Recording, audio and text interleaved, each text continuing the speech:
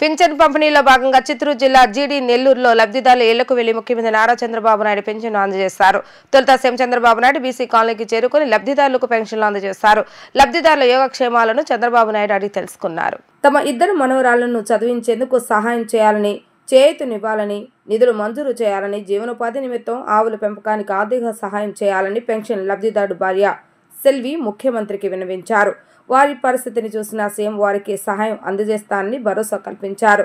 ఒక్కొక్కరికి 2 లక్షల చొప్పున FD మిషన్ వాత్సల్య పథకం కింద ఒక్కొక్కరికి ప్రతి నెల 4,000 రూపాయల చొప్పున ఇద్దరు ఆడపిల్లలకు మొత్తం 8,000 రూపాయలు 18 సంవత్సరాలు నిండే వరకు వారి బ్యాంక్ ఖాతాలకు జమ అయ్యేలా ఆర్థిక సహాయం అందజేసేందుకు జిల్లా కలెక్టర్ సుమిత్ కుమార్కు ఆదేశాలు జారీ చేశారు.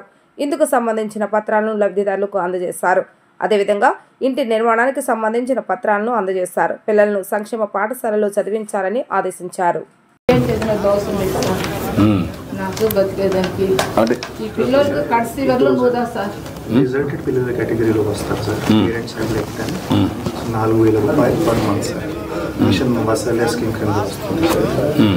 సో 4,000 రూపాయలు వచ్చి 6 నెలలకి సార్. ఓన్లీ 6 నెలలకి ఇస్తాం. ఏప్రిల్ ఆన్వర్డ్స్ మళ్ళీ అంతే. ఓన్లీ 6 మంత్స్కి అంటే ఒక 6 ఉంటే 4,000 వస్తుంది. 48,000 సార్. ఇద్దరికి కలిసి 48,000 వస్తుంది. ఒక పని చేయండి, ఆ అమ్మాయితో 2 లక్షలు, ఈ అమ్మాయితో 2 లక్షలు ఫిక్స్డ్ డిపాజిట్ చేసేయండి. Okay sir. ఇది చేసేది సార్. నేను 2 లక్షలు ఫిక్స్డ్ డిపాజిట్ చేయమంటానమ్మా. ఇల్లు కట్టిస్తాం. అందుకని చెప్పా కదా, ఇప్పుడు చేద్దాం. ఈ పిల్లల్ని కూడా గవర్నమెంట్ నోట్ చేసుకొని వెల్ఫేర్ హాస్టల్లో పెట్టి ఫ్రీగా చదివించడానికి నేను చదివిస్తాను. వాళ్ళకి సార్ కొంచెం 1,50,000 వడ్డీ ఉంటే కూడా మాట్లాడాను. వాళ్ళు 1,50,000 చెప్పేసాను. అది రద్దు చేస్తారు, మధ్య చేస్తారు. అది చేసిన తర్వాత వీళ్ళిద్దరిని 2 లక్షలు ఇచ్చి ఫిక్స్డ్ డిపాజిట్ చేస్తే చదివించేసింది. లైఫ్లో సెటిల్ అయిపోతారు. అది చేయించండి.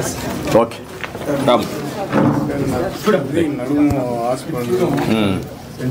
లేదు, పెన్షన్ ఇస్తున్నారు కదా, 4,000 ఇస్తున్నామ్మా. ఇప్పుడు దానికంటే ఎక్కువ అందరికీ ఇవ్వలేము. మళ్ళీ ఒక ఇది అవుతుంది. వీళ్ళ పిల్లల్ని సెట్ చేసి నేను చెప్తాను. రామ్.